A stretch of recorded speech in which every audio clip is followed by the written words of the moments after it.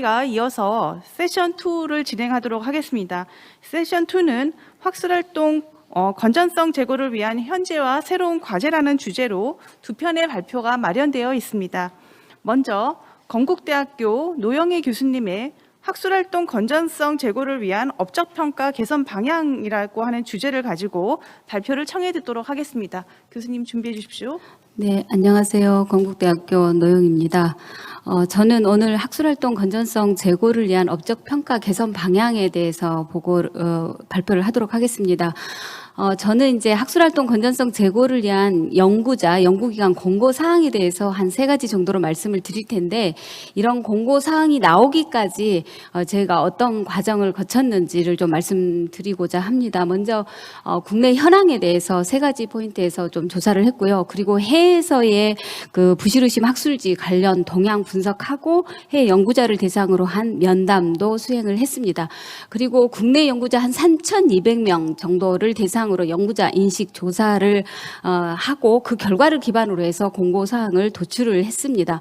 먼저 개요부터 말씀을 드리면, 사실 앞에서도 계속 말씀을 드렸지만 이제 그 여러 연구 부실 행위가 발생을 하게 되는 것은 가장 기본적으로 이제 여러 가지 문제에 의해서 그게 발생이 되겠지만, 지금 현재 대학 평가, 교섭적 평가에서 좀 정량적인 평가에 좀 중점을 두고 있기 때문이라는 의견이 있고요. 그러다 보니까 여러 가지 아까 전임 발표자가 말씀드렸듯이 좀 유혹에 좀 다른 생각을 하게 될 수도 있을 거라고 생각이 됩니다. 그리고 또 실제로 학문이나 연구 분야별 특성에 기반하지 않은 평가, 또 질적 기준이 아직은 좀 불명확하다라는 이런 문제점들이 있기 때문에 앞으로 이런 정성적인 요소를 좀 더 강화시킨 혼합형 기준을 마련할 필요성이 있다라는 거고요. 그 다음에 또 양적 실적 중심의 업적 평가를 하다 보니까 부실의심 학회 활동을 할 수밖에 없는 좀 유혹을 받는다는 거죠. 논문 게재가 좀 빠르고 또 용이한 이런 학회를 좀 찾아가지고 논문을 게재하는 경향이 있고요. 실제로 통계적으로도 우리나라 연구자가 발표하는 논문의 5% 정도가 부실의심 학술지에 게재되고 있는 것으로 보여집니다. 따라서 연구 윤리 교육도 굉장히 중요하지만 이런 부실의심 학술 활동을 방지할 수 있는 구체적인 방안, 예를 들자면 체크리스트를 구체적으로 제시를 해서 인지할 수 있도록 하는 게 굉장히 중요하다고 생각이 되고요. 또 이런 문제점들을 해결하기 위해서는 그 부실의심 학술 활동을 하지 않도록 하는 게 굉장히 중요할 거라고 생각이 되는데, 그런 방안을 저는 연구업적 개선 방안 측면에서 말씀드리도록 하겠습니다. 이렇게 이제 이런 연구 방안을 기반으로 해서 건전한 학술 출판 생태계를 조성을 한다거나 새로운 연구업적 방안을 저희가 이제 제안을 하면 그거를 또 적극적으로 활용하는 게 필요하다고 생각이 되고, 또 학술활동 건전성 기준을 확립을 하고 그걸 또 적극적으로 교육하고 활용하는 것이 필요하다고 생각이 됩니다.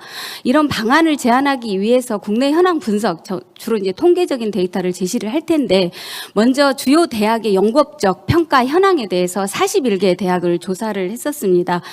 사실은 이제 대학명 같은 경우에는 이제 블랭크 처리를 했고요. 좀 예민하기 때문에 그 대학들의 연구 업적 기준을 전체적으로 수집을 하고 업적물의 배점을 정리를 한 다음에 분석 현황을 파악하고, 저희가 이제 그 배점을 어떻게 주는지를 파악하기 위해서 연구재단 등재지를 1점으로 해서 정규화를 시켰고요. 그리고 4가지 측면에서, 하단에 보이시는 4가지 측면에서 분석을 했습니다. 먼저 학술지 논문에 대해서, 국내의 논문에 대해서 각 계열별로 어떻게 평가를 하고 있는지를 좀 분석을 했을 때 인문사회 계열이 좀 높게 평가를 하고요. 의학 계열이 좀 낮게 평가하는 것으로 나타났습니다. 그리고 전체적으로 SSCI, 스코포스와 같은 논문에 좀 더 우선적인 점수를 부여를 하는데, 특히 SCI 논문에 굉장히 높은 점수를 부여를 하고 있고요. 스코포스 같은 경우에는 0.4점 정도의 그 점수를 좀 더 높게 평가하고 있는 것으로 나타났습니다. 그리고 학술대회 같은 경우, 국제학술대회 같은 경우는 0.4에서 0.6 정도의 범위로, 그리고 국내 학술대회 같은 경우에는 0.2에서 0.12 정도까지 배점을 부여하고 있는 것으로 조사되었습니다. 그리고 이제 저서도 굉장히 유형이 다양하잖아요. 그런데 국제 전문 서적에서는 이제 2에서 한 3 정도, 국내 또 번역서 약 각각 다양하게 하는데 특히 이제 창작물에 대해서는 1점 이하의 점수를 부여하고 있는 것으로 나타났습니다. 그리고 이제 JCR의 영향력 지수를 어떻게 평가하고 있는지 좀 반영을 하고 있는지 봤는데 사실은 JCR의 영향력 지수 이거를 좀 질적인 평가다라고 생각하는 경향이 있는데 사실은 이것도 양적인 평가이죠. 그런데 우리나라 연구자들이나 평가하는 사람들은 이건 질적인 평가다라고 생각하고 있는 경향이 있었고요. 어쨌든 JCR 임팩트 팩터를 적용함에 있어서 순위 지수를 적용하는 대학이 굉장히 많았고요. 그다음에 지수를 적용하는 거는 소수, 그리고 인용수까지 적용하는 경우에는 한 개 대학, 우리가 이제 조사 대상 기준으로 말씀드리고요.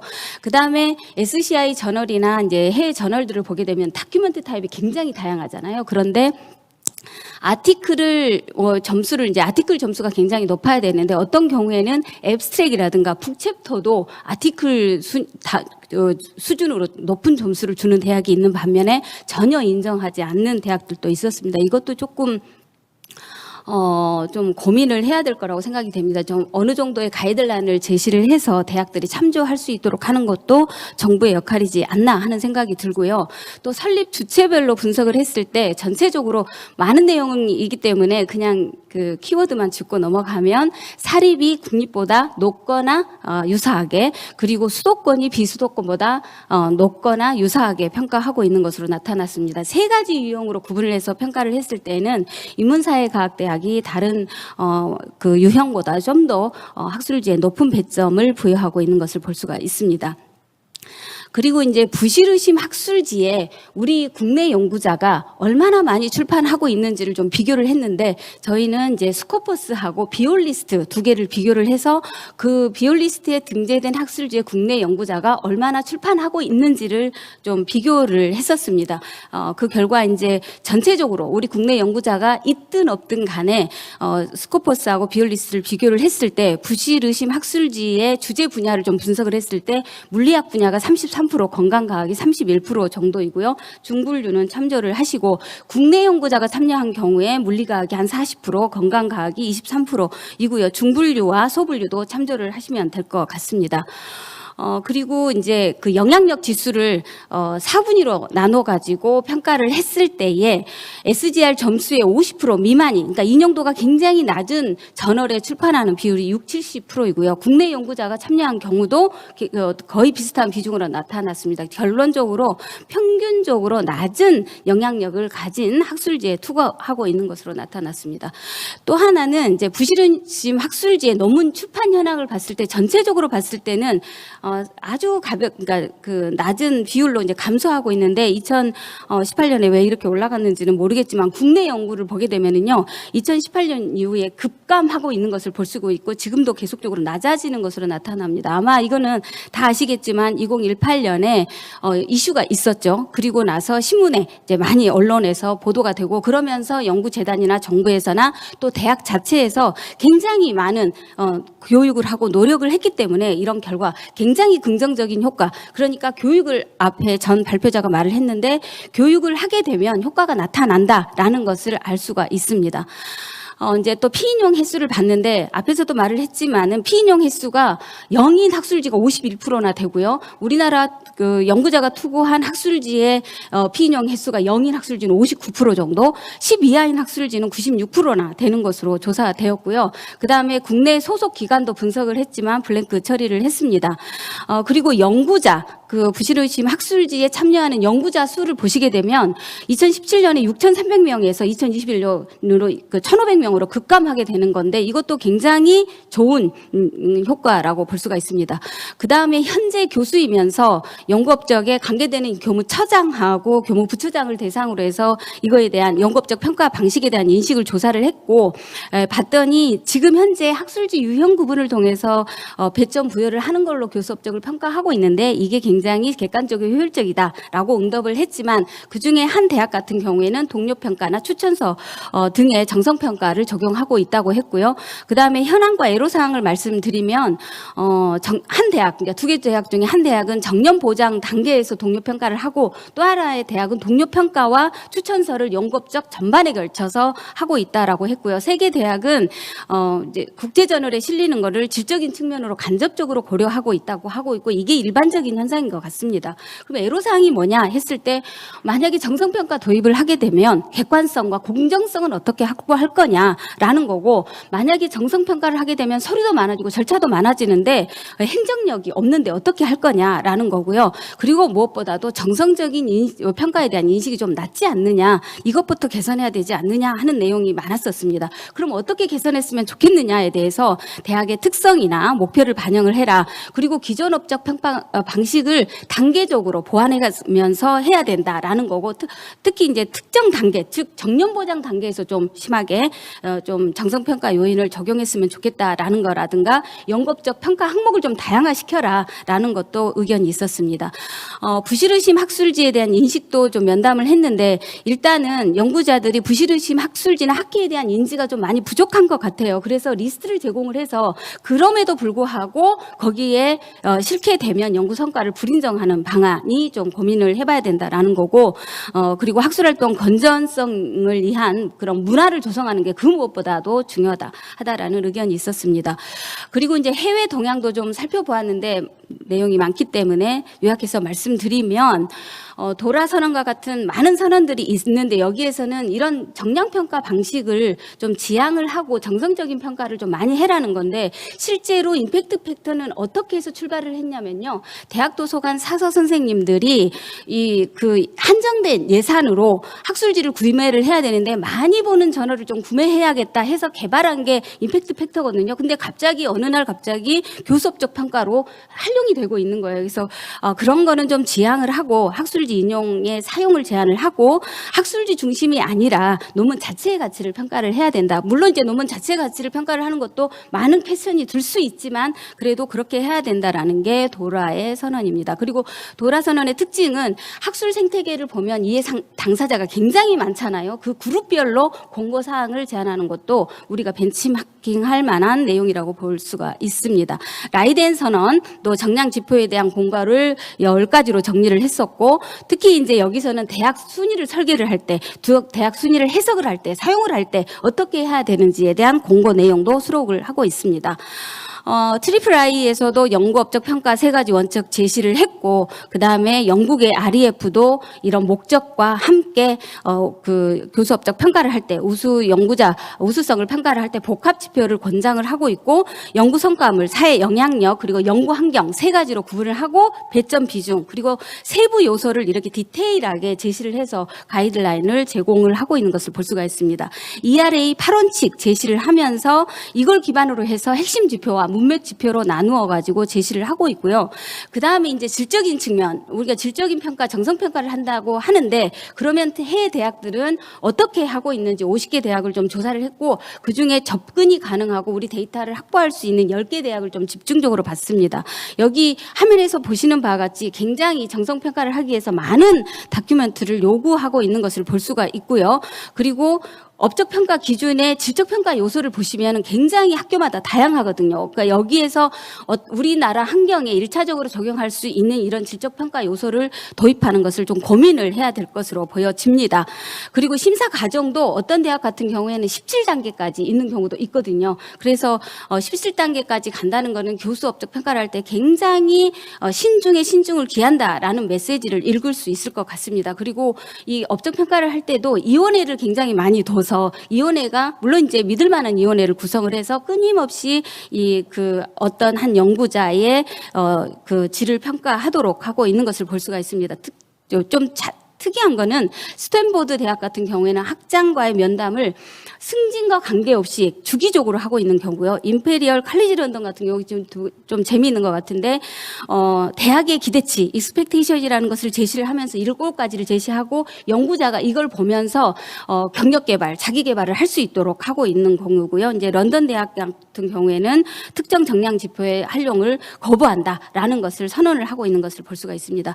그리고 또 이제 해외 현직 교수들하고 면담을 수행을 했을 때 연구업적 평가의 서류의 정석적 요소에 대한 내용들에 대해서 질문을 했는데 추천서가 그렇게 중요하다라고 답변을 했고요. 특히 또 리서치 스테이트먼트, 내가 어떤 주제를 가지고 어떤 과정을 거쳐서 어떤 성과를 낼 것인지에 대한 이거를 굉장히 중요시를 하고, 정량적인 거는 그냥 유리한 좀 참조용이 되고, 특히 또 학생 평가도 굉장히 중요시한다라는 거고요. 그다음에 이 저널이 스코퍼스에 등재되어 있느냐 아니냐는 중요하지 않고 오히려 논문의 중요도, 영향력, 파급도, 활용도를, 그러면 어떻게 평가를 하느냐, 평가를 위한 토의나 토론 과정을 신중하게 거친다는 거고요. 만장일치로 이거를 올린다고 합니다. 이거를 한국에 적용을 했을 때의 문제점이 있을 수 있죠. 그러니까 미국과 같은 경우에는 학장이나 학과장이 추천제잖아요. 이제 심사를 해서 올라가는데 한국하고는 좀 다르지 않느냐 하는 의견도 있었습니다. 그리고 부실의심 학술지에 대한 대응하는 사례로서 국가적인 수준에서 대응한 사례, 연방정부의 대응 사례라든가 연구재단, 독일의 연구재단, 굉장히 내용이 많습니다. 사실은 보고서가 한 300~400페이지 되기 때문에 그게 있고요. 또 비올리스트와 같은 부실의심 학술지 리스트를 제공하는 경우도 있었고요. 아까 말씀드린 대로 우리나라도 이렇지만 대학 도서관에서 부실의심 학술지를 체크할 수 있는 리스트도 제공하고 교육도 제공하고 또 상담을 할 수 있는 루트도 열어주는 대학들도 있었습니다. 그리고 이제 반대로 이런 그 좋은 학술지에 대한 리스트를 제공하는 컨소시엄을 구성해서 제공하는 사례도 있었습니다. 다음으로 연구자 인식 조사인데요. 3,200명이 응답을 했고 설문 내용은 오른쪽 화면에 보시는 바와 같습니다. 간단하게 말씀을 드리면 사실은 정량평가가 많이 이루어지는데 아까 SCI 논문을 반영하기 때문에 혼합평가를 하고 있다고 인지하는 경우가 있었고, 그다음에 적합하다고, 그러니까 지금 현재 대학의 특성과 평가 방식이 적합하느냐에 대해서 40%, 전공 특성에 맞느냐 40%가 적합하다고 했고, 업적평가 기간은 다양하지만 1년 기간이 좀 많았었습니다. 그리고 정량적 수준의 적절성에 대해서 40%가 적절하다고 했고, 또 해외 학술활동에 대한 높은 배점이 사실은 해외 학술활동을 촉진한다는 것에 대해서 62%가 동의하고 있는 것으로 나타났습니다. 정량평가는 부정행위를 학술활동을 유도한다라는 게 53%, 그리고 소속 대학의 평가 방식의 개선 필요성은 50%가 동의하고 있었고요. 그리고 이제 가장 개선해야 될 부분은 정성적인 평가를 좀 했으면 좋겠다라는 의견이 있었습니다. 그리고 이제 부실의심 학술지에 대한 건데 존재 여부는 한 72%는 안다, 30%는 그런데 모른다는 거잖아요. 그것도 굉장히 심각하다고 생각이 되고, 부실의심 학술지, 부실의심 학술 대회의 특징은 60 내지 70% 정도가 어느 정도 인지하고 있습니다. 나머지 부분이 이제 중요할 것 같고요. 그리고 부실의심 학술 활동의 문제점, 가장 큰 문제점이 뭐냐라는 것은 학문의 오염이죠. 그리고 학계에 대한 신뢰도가 저해된다라고 할 수가 있고요. 참여하는 이유가 뭘까라는 거는 아마 이제 인지하지 못하기 때문이 아니냐라는 거고, KCI 등재지에도 내지는 국내 학술대에도 부실의심 학술지나 학술대회가 있을 거라고 생각하느냐에 대해서 5% 이내에서 있지 않겠느냐라는 응답이 가장 높게 나타났습니다. 사실은 굉장히 높은 신뢰도라고 저는 보고 있고요. 그다음에 이제 부실의심 학술활동을 예방 안내 경험이 있느냐에 대해서 65%가 동의를 했고, 대부분 소속 기관에서 이런 안내를 경험한 것으로 보여집니다. 그럼에도 불구하고 부실의심 학술지가 뭔지 모르겠다라는 것은 46%나 되기 때문에 굉장히 또 교육이 필요한 부분이라고 볼 수가 있고요. 관련 지침 내용의 부실의심 학술대 리스트를 수록해 줬으면 좋겠다라는 의견도 굉장히 많이 있었기 때문에 참조할 필요가 있을 것으로 보여집니다.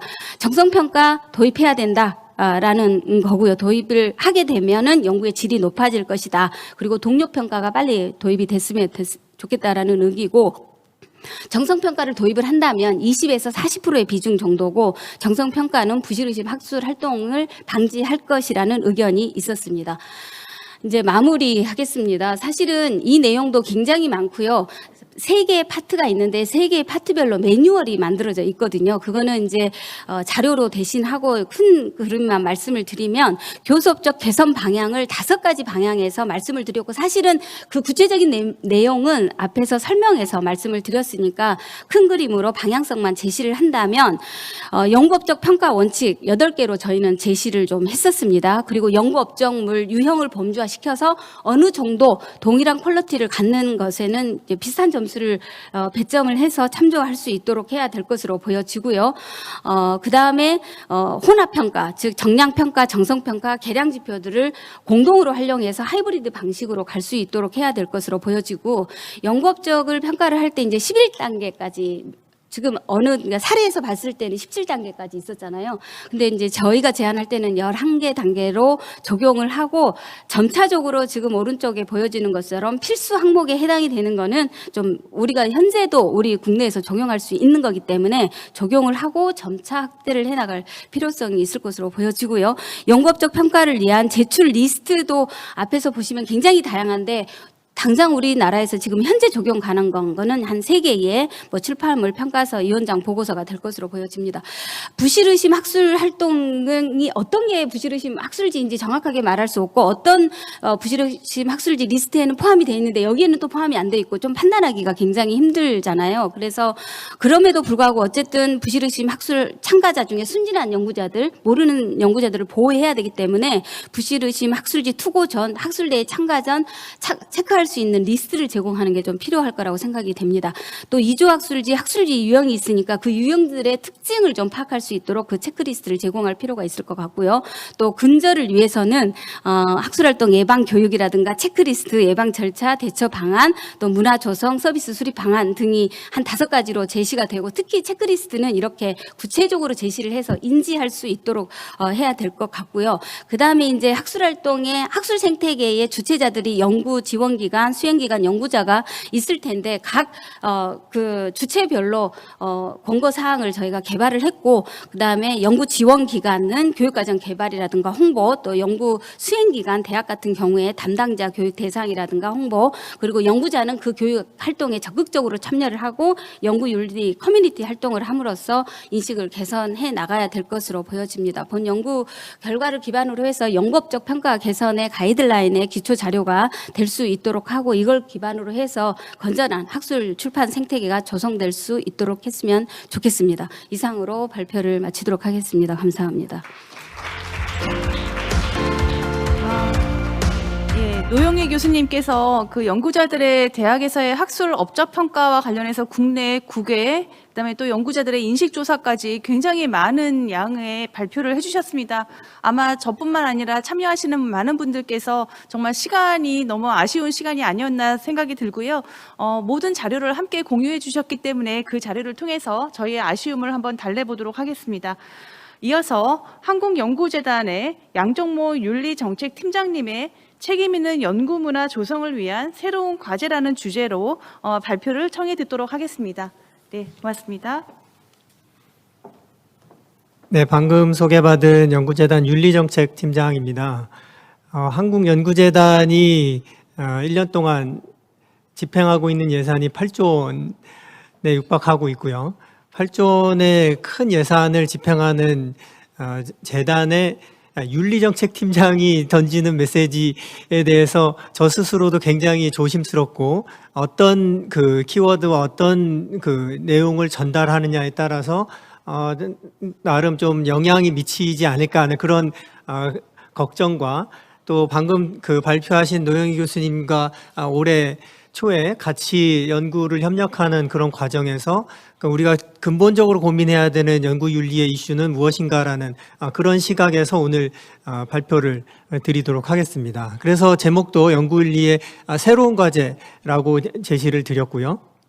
우리가 새로운 문제를 풀려면 근본적인 문제가 무엇인지에 대한 시각을 다시 봐야 되는데, 오늘 계속 제가 앞으로 말씀을 드리겠지만, 부정행위의 어떤 문제 해결이나 부정행위를 어떻게 처벌할 것인가의 시각으로 연구윤리를 보는 것이 아니라, 연구윤리는 도대체 우리가 무엇을 고민해야 되는지에 대한 근본적인 문제를 다시 던지면 우리가 앞으로 풀어나가야 될 숙제들이 좀 달리 보이지 않을까, 그런 시각에서 오늘 자료를 준비했습니다.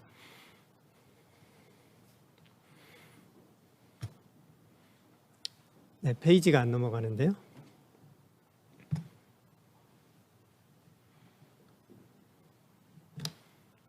이걸로 할까요?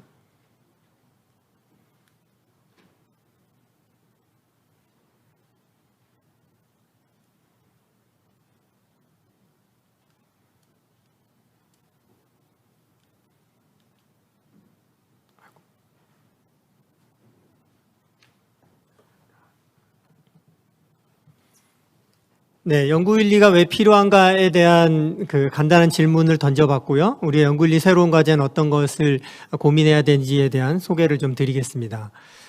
시간이 좀 없어서 저희가 그냥 제가 좋아하는 영화를 하나 보고 하려고 했는데 그냥 다음으로 넘어가도 문제는 없겠습니다.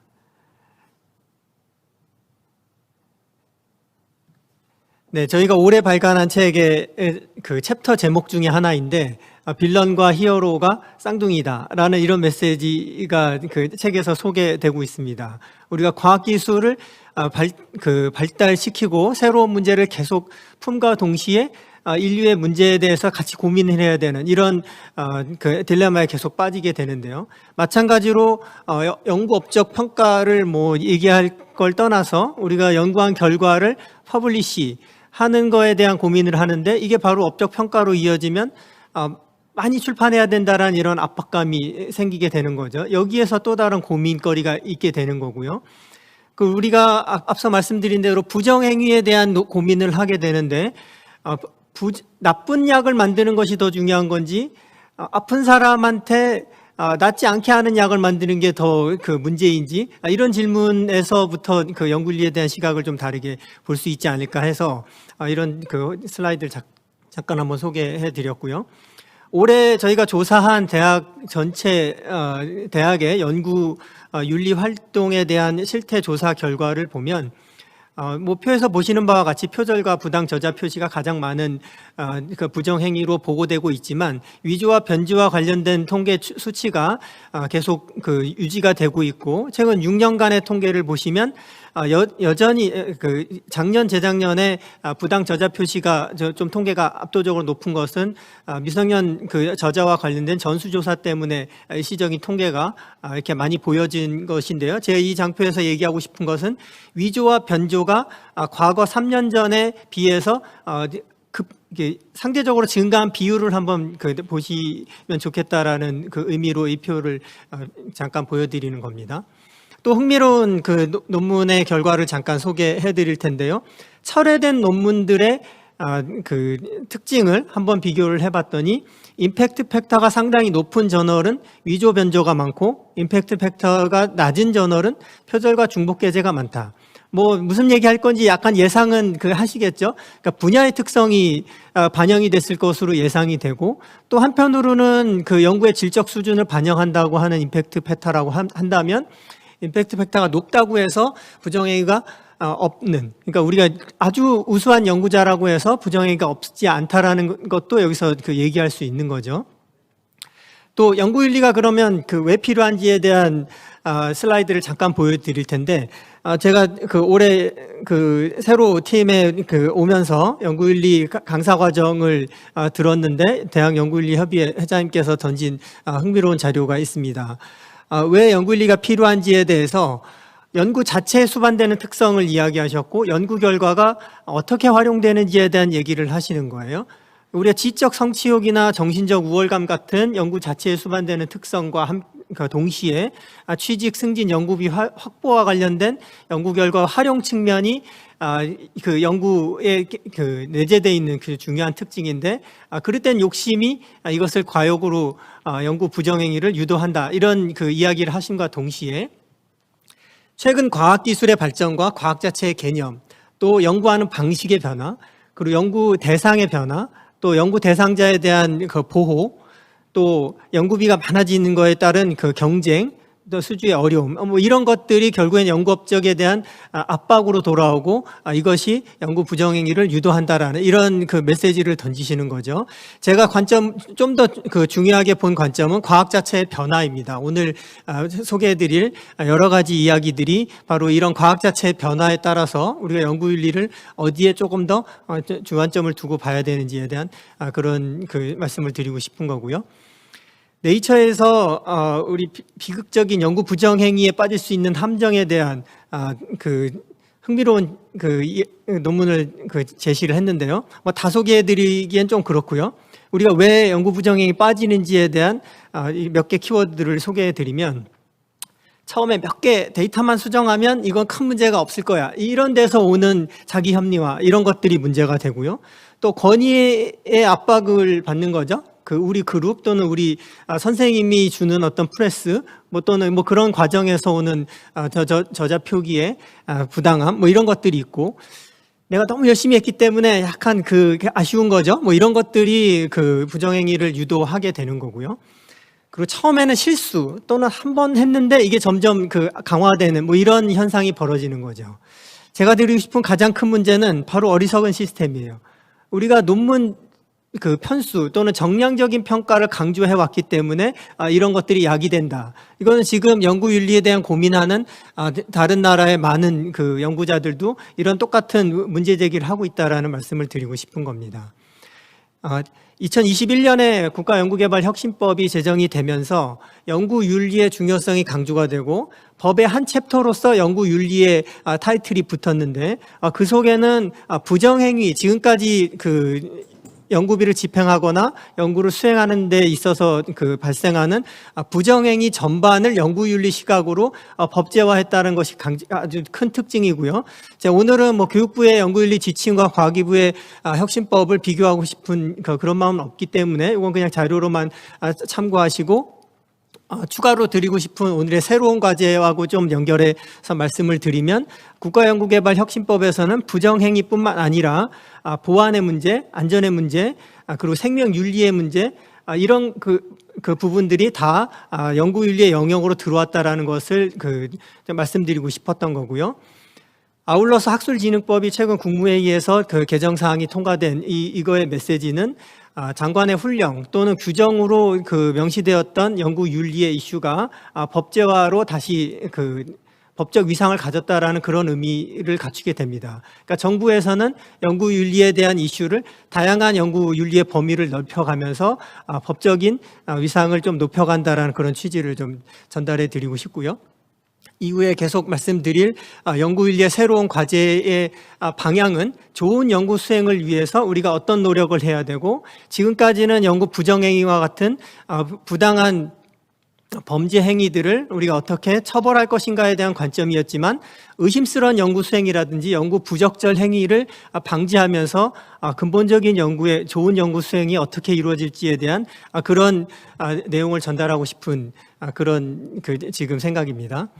그럼 연구윤리 새로운 과제를 위해서 우리가 지금까지 뭘 해왔는지 한번 잠깐만 소개해 드리면, 지금까지 저희가 발간한 그 자료집을 보면 연구 부정행위 징계 사례집, 부정행위 판정 사례집, 또는 이렇게 하시면 안 됩니다, 이렇게 하셔야 됩니다, 약간 계몽적인 전달 방식이 지금까지의 우리의 그 연구윤리 캠페인의 핵심 메시지였다고 한다면, 올해 저희가 새로운 연구와 새로운 시도를 계속하고 새로운 전달 방식을 고민하는 것은 부정행위로 명시되어 있는 그런 내용들이 아니라 새로운 업적 평가에 대한 개선에 대한 부분들을 소개해주고 그 새로운 정보들을 전달하는 거, 또는 잠재되어 있는 어떤 그 이해 충돌의 문제들을 우리가 어떻게 피할 것인가 하는 뭐 그런 내용들을 전달하고, 또 일반 국민들도 쉽게 접할 수 있는 교양서 스타일의 연구윤리 자료들을 전달하려고 하는 그런 노력을 했습니다.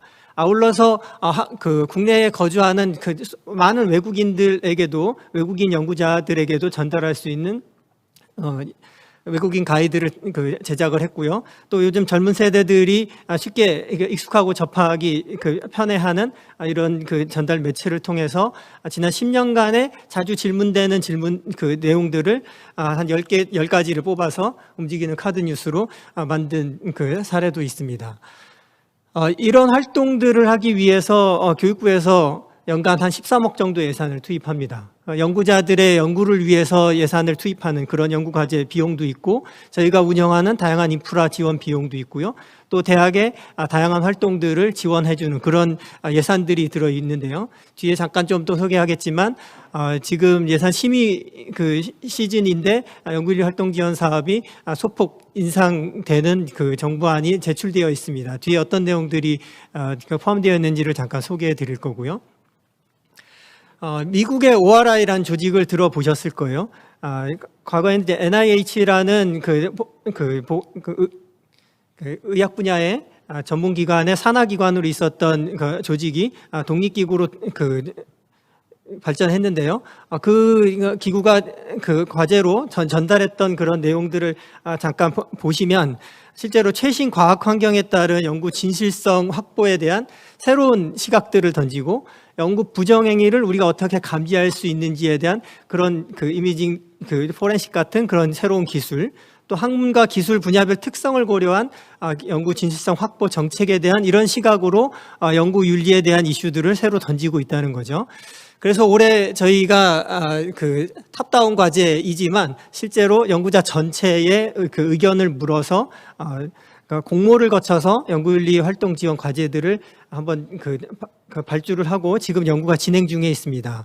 앞서 잠깐 말씀드렸던 이해충돌과 관련한 문제에 대해서는 우리가 기술 창업에서는 어떤 연구윤리가 필요한지, 인문사회 분야에서 생명윤리를 확보할 수 있는 IRB 연구윤리는 어떤 것이 필요한지, 또 예비교사들이 연구윤리 확보를 위해서 어떤 공부를 해야 되는지, 그런 교재나 교육과정을 개발하는 연구를 지금 진행 중에 있고요. 또 온라인 공개 강좌 K무크에 연구윤리 강좌가 하나도 없습니다. 그래서 저희가 K무크 강좌를 개발하는 연구도 지원을 하고 있고요. 뒤에 좀 상세히 소개해 드리겠지만 연구 재현성 향상을 어떻게 할 건지에 대한 과제도 한번 던져봤고요. 또 연구윤리 딜레마, 스스로 우리가 딜레마 상황을 만들어 놓고 이것을 기반으로 토론을 할 수 있는 그런 교육 콘텐츠를 개발하는 과제도 발주했습니다.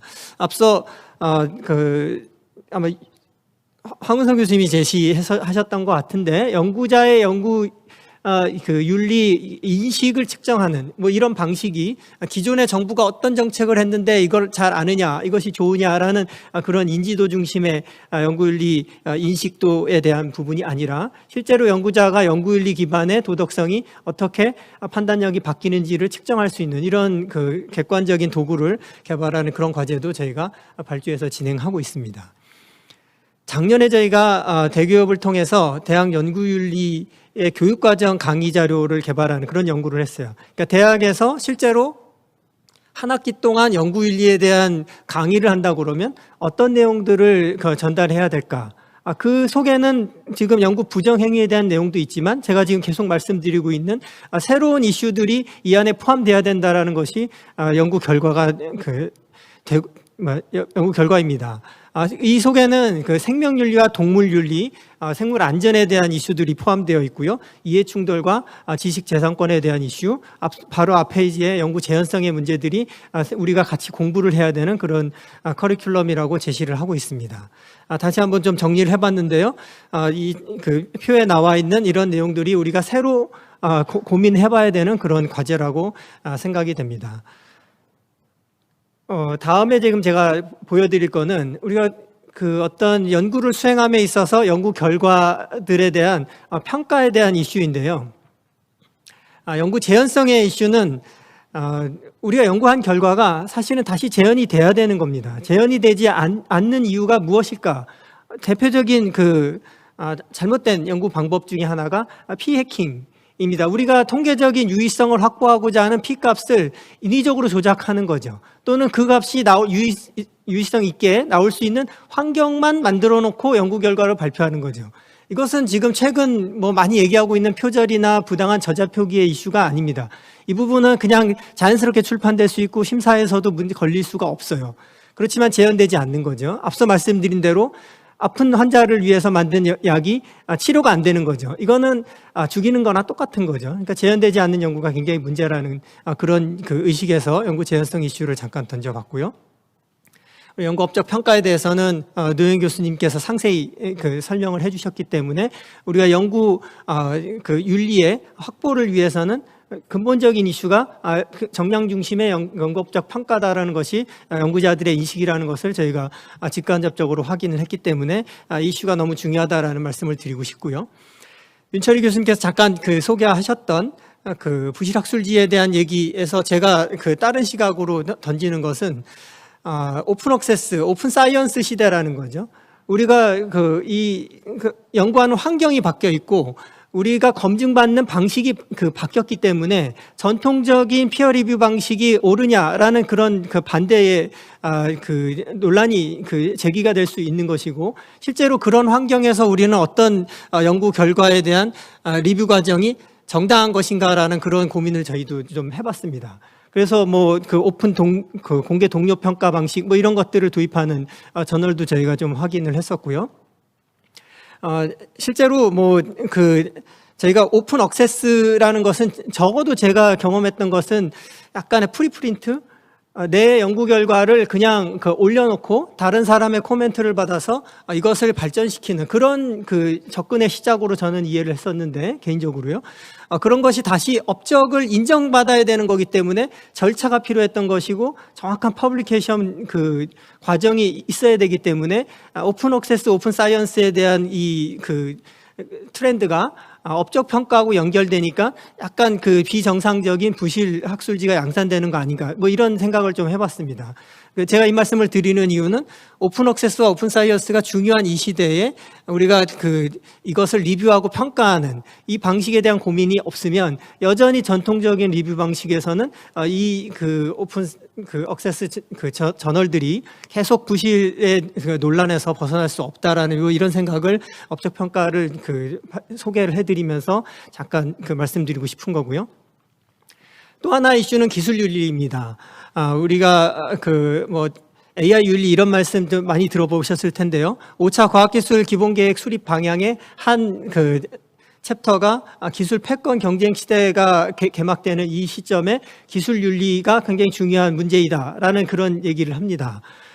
이 속에는 생명 윤리도 될 수 있고요. AI 윤리가 이런 데 포함이 될 텐데요. 뒤에 있는 AI 윤리를 먼저 말씀을 드리면 우리가 인공지능에 대한 개발 과정에서 어떤 알고리즘을 중요하게 다뤄야 되는지에 대한 그런 문제도 있지만 AI가 만든 새로운 이론에 대해서는 우리 어떻게 고민해야 되는지 뭐 이런 것들도 연구 윤리의 영역이다라는 판단이 됩니다.